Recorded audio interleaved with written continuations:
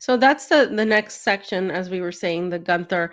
I think I spelled his name wrong. I think Gunther It's Fehlinger. Gunther. Feg, Gunther.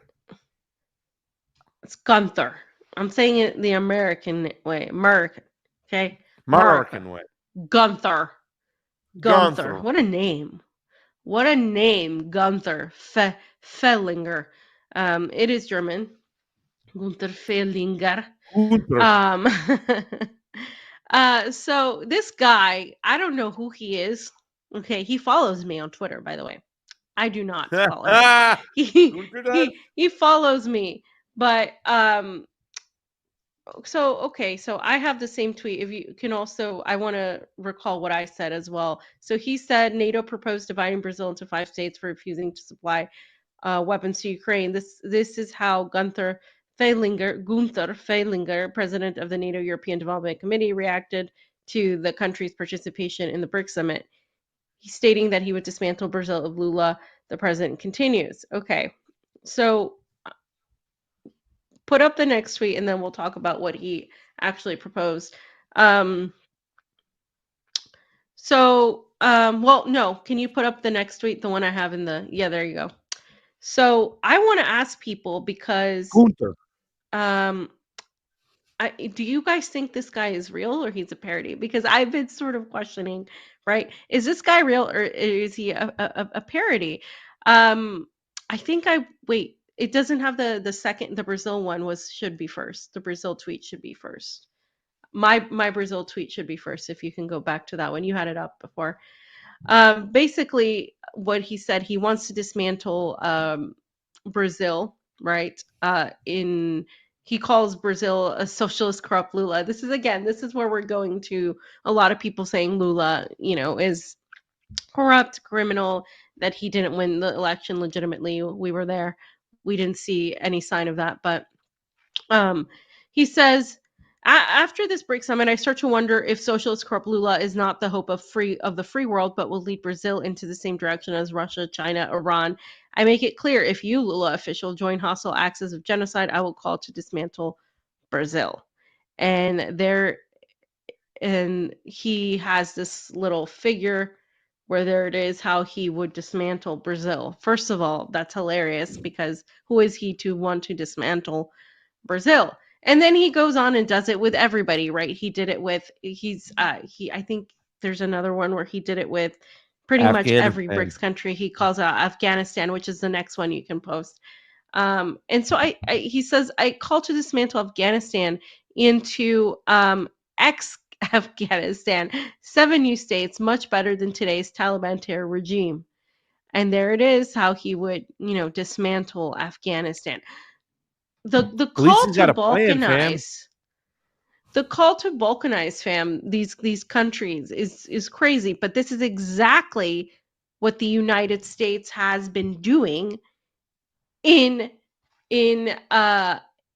basically what's left of the Soviet Union, right? That was the initial plan. This is what they want to do to Russia. This is Mhm. exactly what they want to do to Russia. And this Gunther guy, he is the chair of the European Committee for NATO Enlargement for Kosovo, Ukraine, Bosnia, Austria, Moldova, Ireland, Georgia, EU. I mean, he's a non-governmental and nonprofit organization, blah, blah, blah. But just if you go through his Twitter, it almost seems like it's not real because it's so ridiculous and pathetic that it seems to me like he's just not a legitimate person. It seems like he's getting people to be more pro BRICS because the stuff he's saying is so ridiculous that it doesn't seem real. And I wanted to also mention something too. I think I forgot to put it in there, but there's a couple of things that happen when when the BRICS summit happened, and this was 24 hours after the BRICS summit. What ended up happening is that Lula issued, the reason he said all this, right, is because Lula issued this call to have Argentina trade with Brazil, allow the currency exchange via yuan instead of dollars. And Yeah, yeah. because Lula did this, that is why He said this. This is the one I wanted. Um, so a mere 24 hours after Argentina was approved to be a member of BRICS, Brazil proposes using the Chinese yuan to secure guarantees. So these security guarantees, because the dollar is pretty much useless in Argentina right now. The dollar has like next to no value. So because the dollar's influence has just gone down drastically, um, he wants to use yuan. Lula said, "Why don't you use yuan?" And under this proposal, the Bank of Brazil would oversee the conversion of yuan back into reais, which is the Brazilian real. It's plural form, reais. So the yuan would go back into Brazilian money, which would benefit both Brazil, Argentina, and it would also benefit China, right?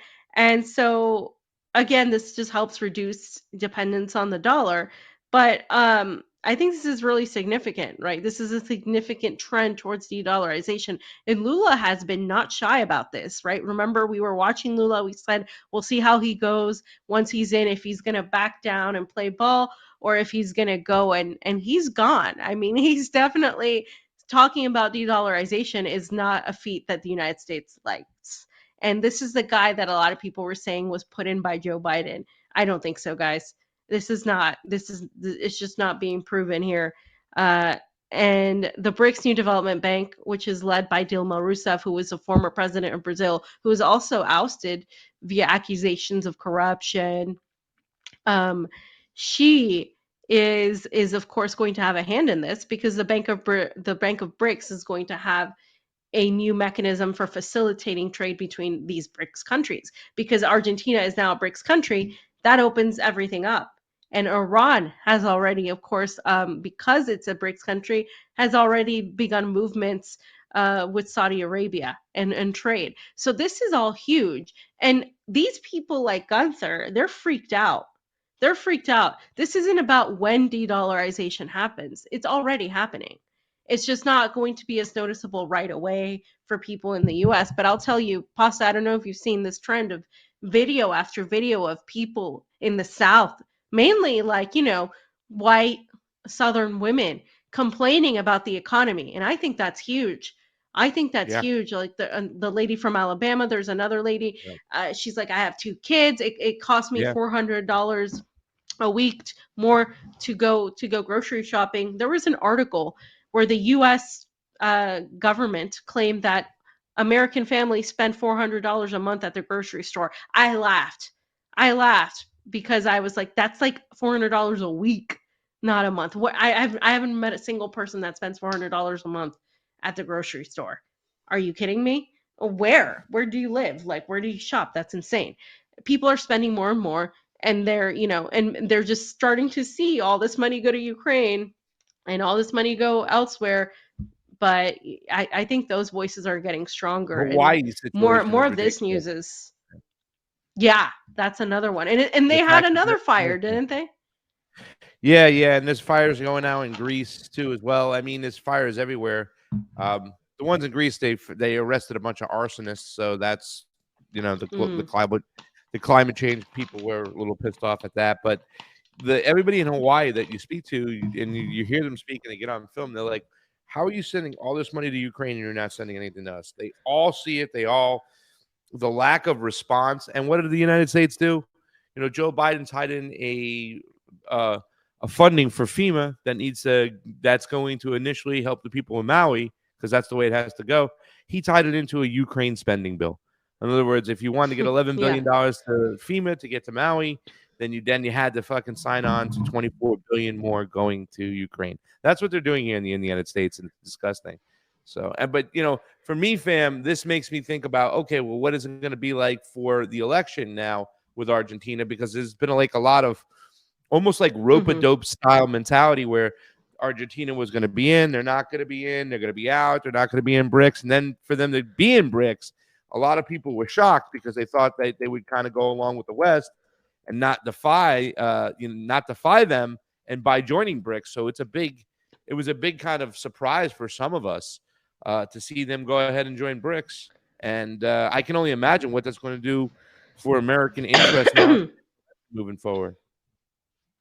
Well, yeah, and lithium. There's a fight going on in Argentina with the lithium because they are part of the lithium triangle, and the indigenous people have been fighting there as well. They're fighting right now, saying that the lithium is being exploited and they're living in poverty.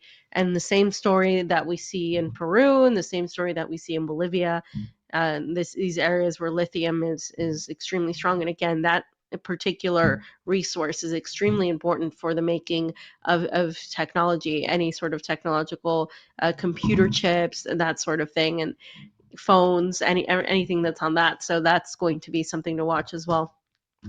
Yeah, and they have elections coming in October, late October 22nd. So that's right around the corner, fam. So I'm very curious to see what's going on. From what I understand, Christina's not running, right? There was an activist we met in Nicaragua from Argentina. Hmm. So it's going to be interesting to see what happens over there. But I can assure you now the West is definitely stepping up their game to probably try to make sure they get their candidates in as best they can. So that's what they do. That's Yeah. what we do. So And I believe that's it. I just wanted you guys' opinions. So let me know if you think this guy is real or not. I don't know, man. I go back and forth. I think he is real, but I think he's so unbelievable that it almost seems like he's not real. I don't know. um, Hard to say.